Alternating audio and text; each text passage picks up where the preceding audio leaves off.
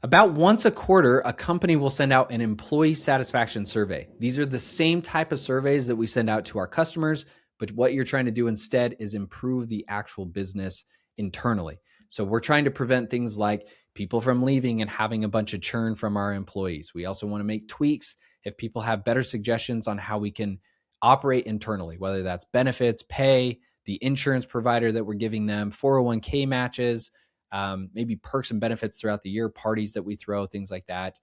There also might be some very tactical things like better tools that we could have, better laptops we could have, maybe a better office space. There's things like that that people can suggest that we should be keeping our eye on. So this helps us do that. It's really hard to grow your business if you have a lot of turnover happening, especially working in tech. In tech, there are a lot of competing companies out there. There's usually, whatever you do, service or product, there's probably going to be a few different competitors that do that same thing.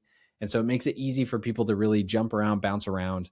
And you just see that more and more nowadays where I would say employees stick around a couple of years before they move on to something else. So if you can get people to stay for longer, that really helps you guys build a big internal knowledge base within the company, have longevity with people, and that helps you build out your product and have more of a consistent workflow with everybody.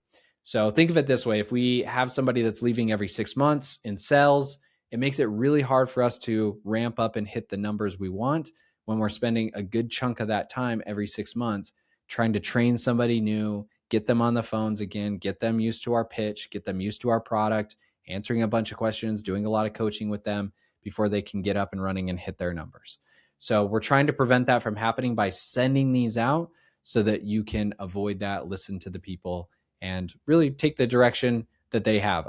The more I've done this in my own business, even though it's a little bit smaller, the better off I've been. They always tend to have really great ideas, people that work with me. They've worked at other consulting firms.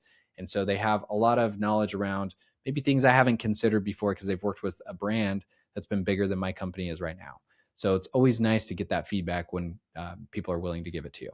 So this diagram is going to show us how a business automatically sends employee surveys each quarter and reminds people to fill them out so that leaders know who's happy, who's struggling, and can fix problems earlier than later. Now we have ours firing off once a quarter. I feel like that's pretty average to do. You could do this as frequent or infrequent as much as you want. So if you want to send this out once a year, you could do that. If you want to send this out every single month, you could do that too. When we get down to here, this will probably dictate, depending on how frequent you send it, what type of questions you should ask and how long those questions should be. What I would say though is once a quarter is a good one to start with if you haven't done this before. And the very first thing we're going to do is find the employees that we have set up inside of our business. So typically this is Salesforce. You have Salesforce users, and we're going to be looking for those people that are set up as internal employees. Once we do that, we want to look at their department. I like doing this because then we can set up questions that are more geared towards the department that they work in. Engineering will not have the same concerns or questions as customer service, and customer service won't have the same questions or concerns as marketing, and so on and so forth. So this makes it a little bit more tailored to get better feedback because we're going to ask them things that are relevant to what they do day in and day out. So I would look for the department and then send out a survey that's relevant to wherever it is that they work within the company. From there, we are going to then basically just see if they've submitted this survey. In most situations, you're going to want to care if you have 100% sign off on these surveys. If you're a smaller company and you're growing, maybe you don't care so much about that. And you send a number of reminders to try to get people to do it, but you're not going to go out of your way to force them to do it. So if that is you and they have not submitted, I would recommend maybe sending a couple reminders. So what that would look like is they send a reminder out. Hey, you haven't submitted. You wait a day or two, you send another one. They still haven't done it. You wait a day or two, you send another one. And you could do as many reminders as you want. I typically do 3 in a situation like this, but you could do more, you could do less. I would just send some reminders if you do care to make sure that they get this completed on time. Okay. And then at the end of that, you have kind of 2 options. You could either push a notification to your manager and tell them, hey, these people have not submitted their survey if you are concerned with getting 100% completion. And if you're not, after I send 3 reminders, maybe that's just where I stop. Like, hey, we reminded you 3 times. We'd really highly encourage you to do it. It really helps us. But at the same time, we're not going to spend a bunch of effort to try to make you do it if you just don't. So it just kind of depends on what kind of result that you want there. After you've done it, I would still notify your manager. This person's likely going to go talk to their bosses, the C-suite people, and let them know how many people on their team have submitted the surveys so that they can gauge when they get the feedback what type of feedback they're going to be receiving. If no one on engineering did it and only the sales team did it, then we got to kind of consider that when we listen to the reviews, right? It's going to be a lot more geared towards sales and leads and all that kind of stuff versus maybe around our product itself and how we're designing things. So this is still good to do when they submit it.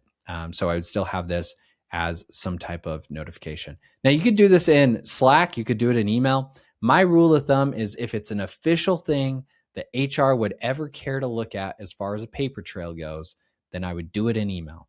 If it's more shorthand and it's just nice to know, I would do it in Slack. Technically, could HR pull copies from Slack as well as email? Yes. But we all, I feel like, operate under the guise of if it's email, it's a little more official. If it's Slack, it's a little more unofficial. So I would send this an email if you care to ever point back to this. Otherwise, just notify them in Slack if that's where you guys live, and that's easier. It can also get kind of noisy if you do this in Slack. So just a heads up if you do go that route. Okay, so if you've not done this before, you want to do this, what you can do is click the link in the description below. We'll see if we're a good fit for you guys. We tend to just work with companies that are in tech, at least making $3 million in annual recurring revenue.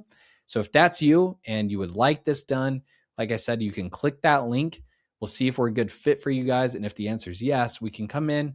We'll listen to you about how you want to set up these surveys and then tailor it specifically to your business, making it a lot easier to just kind of get this implemented and not having to screw around with it yourself. So if that is you, look forward to speaking with you soon. Thanks.